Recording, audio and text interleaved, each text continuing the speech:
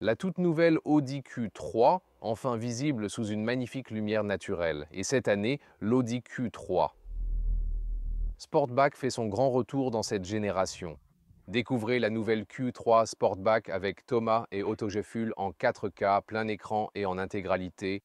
C'est parti. À l'avant, un design très affirmé avec la finition S-Ligne. On distingue ici les capteurs de la large calandre Audi derrière. Design ouvert avec la calandre avant et contraste noir en bas. Glacier White est la couleur du jour. Le phare principal se situe dans la partie inférieure. Le feu de jour est en haut, divisé. Les phares utilisent une LED de base. Puis il y a une LED Plus et au-dessus, une matrice LED numérique haute résolution capable de projeter des images au sol. Il dispose également d'un phare haute portée sélectif qui éclaire efficacement sans risquer d'éblouir les autres conducteurs sur la route. Puis le tout nouveau Q3. Il mesure 4,53 m, c'est-à-dire 178 pouces, 4 cm de plus qu'avant. Et encore une fois ici la version Sportback qui possède cette ligne de toit descendante. La ligne de toit est ici 3 cm plus basse que celle du Q3 habituel que nous vous avons récemment présenté. Vous pouvez aussi comparer la vidéo plus tard. Et ce qui est intéressant, c'est qu'en Europe, cette version-ci est en fait très populaire. Parfois on pense « Ah, c'est juste une petite part », mais en réalité, c'est 60-40 au total. C'est intéressant, non? Le Q3 standard a des jantes de 17 pouces et jusqu'à 20 pouces en option. Ceux-ci sont donc déjà les plus grandes jantes disponibles. 20 pouces, un style vraiment imposant. La différence entre le Q3 et le Q3 Sportback, c'est que celui-ci démarre déjà avec des jantes de 18 pouces, donc un pouce de plus. Le prix est 1 500 € plus élevé, mais il propose déjà davantage d'équipements en série inclus. Aimez-vous cette ligne de toit descendante ou préférez-vous le style SUV classique? Il y a aussi ces inserts aérodynamiques ici. L'aérodynamique est, soit dit en passant, un peu moins bonne qu'avec le Tiguan ou le Q3 en général. Mais bien sûr, le Sportback a toujours une aérodynamique un peu meilleure que le SUV en comparaison. Puis, les anneaux Audi éclairés ici. Peut-être un train qui approche ou autre. Ensuite, ici, ces OLED à l'arrière. Ce sont des LED organiques parce que c'est le polymère qui produit la lumière, en gros. Et c'est une structure très intéressante, elle semble. Vraiment d'une clarté cristalline, pour ainsi dire. Elle doit être bien scellée pour éviter toute humidité à l'intérieur, etc. La bande lumineuse fait tout le tour, et ce qui est toujours assez spectaculaire, ce sont les clignotants. Lorsque le véhicule est en blanc, la S-Line ici a un contraste encore plus marqué avec le noir. Vous pouvez voir que plus la couleur est sombre, moins le contraste est présent en gros. Vous avez généralement un modèle à traction avant, mais il existe aussi des versions à 4 roues motrices. Le modèle puissant est un TFSI de 262 chevaux, moteur 2 litres, 4x4 et un 0 à 100 en 5,7 secondes. Celui-ci, c'est le hybride. On va jeter un œil sous le capot et aussi à la trappe de recharge sur le côté, car pour le hybride, l'hybride rechargeable est le changement le plus marquant, pour ainsi dire, car maintenant, la batterie est de 20 kWh net. Là, vous pouvez voir les composants orange, tout pour l'hybride rechargeable. Il est construit sur le 1,5 TSI, disponible en version pure combustion ou ici en hybride rechargeable. C'est vraiment le plus gros changement. Par contre, il est uniquement à traction avant. Les détails du moteur, la puissance, etc. sont dans la description et le commentaire épinglé. Avec une recharge améliorée, en AC 11 kW ou même en DC 50 kW, tu passes de 10 à 80% en 30 minutes, ce qui est vraiment rapide. C'est bien sûr également très important. Et quand on parle des aspects technologiques. La suspension de base, la suspension Sportfix ou une suspension adaptive qui dispose maintenant d'un système à 2 valves comme le VW Tigane dans la nouvelle génération ou la Cupra Terramar. En Hongrie, l'usine de l'Audi Q3 produit aussi la Terramar. Le Tigane est produit ailleurs, mais ces 3 modèles ont la même technologie. Ce sont des modèles frères ou sœurs. Voici la clé et son design est vraiment sympa. C'est indéniable et bien pensé. Bruit de fermeture de porte, très solide comme ça. Surtout la porte arrière, qui a un son de fermeture très robuste. Ensuite, à l'intérieur, on met la clé. Ici, il y a un insert en microfibre. L'éclairage ambiant traverse à cet endroit. Une structure visuelle intéressante tout en étant adoucie. et on entend de jolis cliquetis avec les leviers de fenêtre. Un réglage classique aussi pour les rétroviseurs latéraux. J'apprécie vraiment ce genre de détails. Je préférerais du tissu dans les portes avec une base en caoutchouc pour éviter que les objets ne bougent trop. Intérieur S-Line, ici aussi, on peut voir le badge de seuil intérieur. Ensuite, c'est aussi le volant S-Line, pour ainsi dire. Également, l'éclairage de ces boutons, ils ont aussi un certain retour tactile, au moins. Vraiment intéressant, on l'a vu pour la première fois avec le Q3, ces clignotants ici. Une belle intégration, pourquoi pas? Et ici, pour les essuie-glaces, c'est amusant de pouvoir les changer directement. Sympa aussi. Ces détails pour le régulateur de vitesse. Ce sont les sièges, un mix de cuir animal et simili. On ne distingue pas vraiment quelle partie est laquelle. Je dis passer au 100% sans produit animal, plus respectueux, et utiliser des matériaux encore meilleurs. Pour le marché européen, il existe de bons sièges en tissu et microfibre. On a vu récemment le modèle Sport haut de gamme, l'option la plus luxueuse proposée. Pas disponible en Amérique du Nord, avec 1,89 m, il reste encore suffisamment de place au plafond. Le volant manuel, haut et bas, dedans et dehors.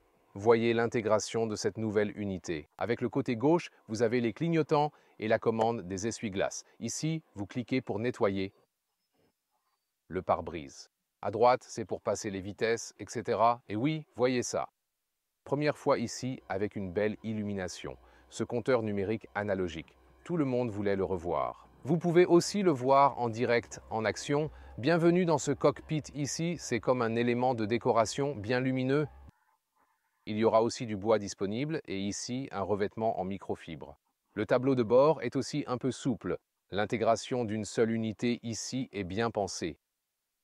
13 pouces sur le côté droit, 12 pouces sur le côté gauche. Et la boîte à gants bénéficie également d'un bel amorti. Ça a l'air bien. Les commandes de ventilation sont là, content d'avoir encore des boutons en bas. Ici d'ailleurs, il y a aussi un bouton spécial EV pour la conduite purement électrique de la transmission hybride rechargeable.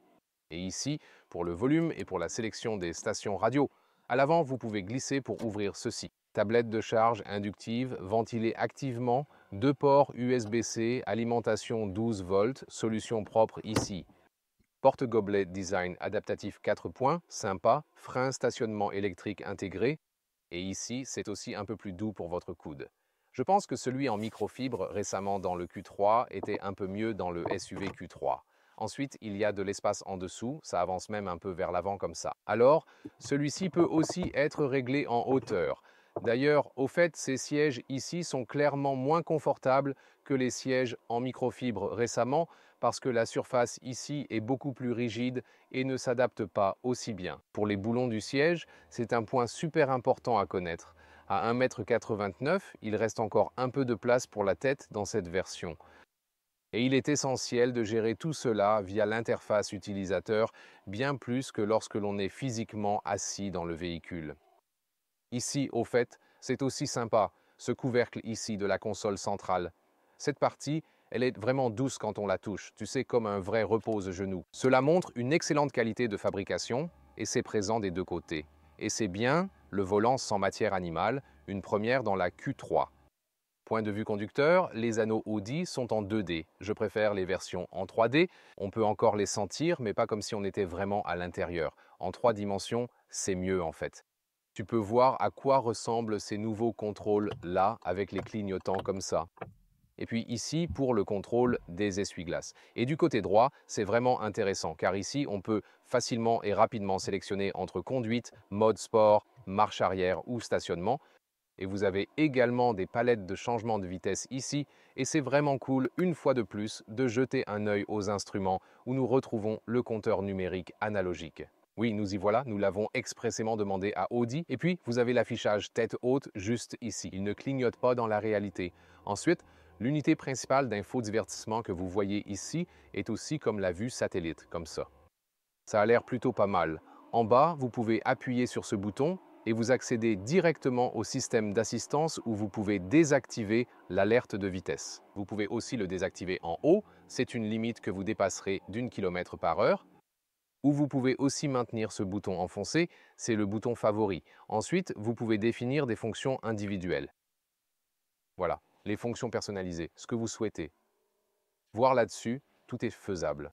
Et le sélecteur de conduite ici, vous pouvez parcourir les différents modes de conduite ici. Et ça a l'air vraiment sympa. Confort, dynamique, efficacité et ainsi de suite. La visualisation est également bien plus fluide et réactive. Vraiment une belle amélioration. Pour ce qui est du matériel, ici, l'unité de climatisation, elle est plus accessible que dans une A6 ou une A5, honnêtement, mais ce n'est toujours pas le top. Les boutons rotatifs classiques d'Audi seraient plus sympas ici, c'est un peu plus accessible que dans les autres modèles récents, mais ce n'est toujours pas la meilleure solution. Prenons par là, et voici le menu principal. Les connexions Apple CarPlay et Android Auto sont bien sûr également disponibles. Le modèle hybride rechargeable a aussi un menu EV spécial. Léa a activé le chauffage des sièges pour se réchauffer après le tournage. Sièges arrière, soft touch dans la partie haute, une structure viscérale, insertion en microfibre, simili-cuir et cette poignée intégrée. Je souhaiterais encore un peu de tissu ici, au niveau de l'insert des portes.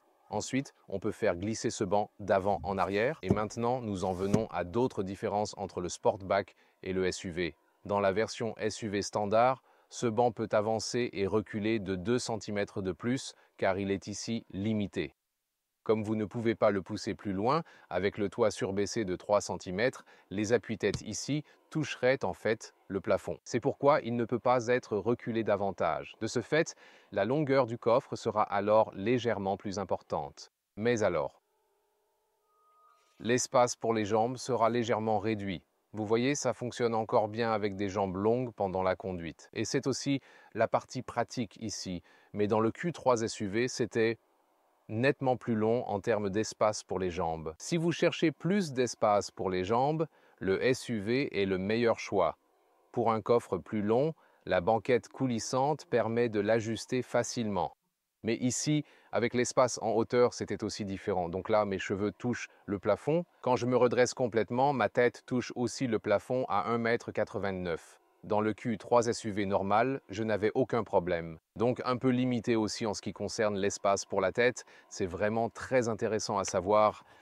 Ici, des porte-gobelets, qualité, à 3 points adaptatifs. La trappe à ski, je vous la montrerai aussi depuis le coffre. Voici la console centrale avec ses clics d'aération et 2 ports USB-C. Dans la partie inférieure, vous aurez aussi, quand la voiture est allumée, quelques réglages climatiques.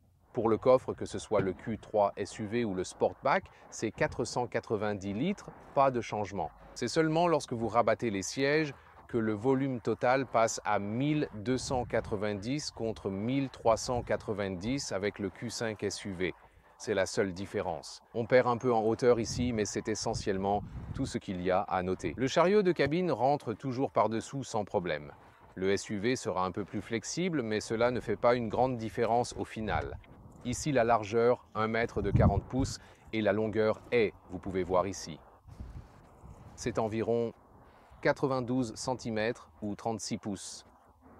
C'est en réalité bien plus long que dans le SUV, 26 pouces ou 66 cm. Normalement, on pourrait le positionner en bas, mais dans ce plug-in hybride, le réservoir a été placé ici en dessous pour libérer de l'espace destiné à la batterie. Donc celui-ci n'a pas de position plus basse que dans ce cas, il en aurait avec d'autres versions de moteur. Vous pouvez aussi utiliser la trappe à ski ici. C'est possible avec plus de flexibilité pour allonger le coffre, par exemple grâce à la banquette coulissante. Vous pouvez aussi redresser les sièges d'ici, donc différentes possibilités s'offrent à vous. C'est vraiment un truc sympa et ensuite tu peux bien sûr l'abaisser complètement et avoir la longueur totale ici jusqu'au siège avant. Et nous y voilà. C'est environ 1,70 m, soit 67 pouces. Lequel déciderais-tu de prendre, toi? En Allemagne, le prix de départ est de 46 500 €, ce qui représente 1 500 € de plus que le Q3 standard. La version Sport est un peu plus chère, mais elle inclut déjà les grandes jantes en série. Si tu optes pour une configuration complète, le prix peut atteindre environ 75 000 €. Le plug-in hybride pourrait être un peu moins cher selon le marché, mais dans tous les cas, ce ne sera pas un SUV bon marché. Il est toutefois bien conçu et de qualité, comme on l'a constaté. Tu préfères le SP Sportback? Dites-le en commentaire ou le SUV, découvrez ici.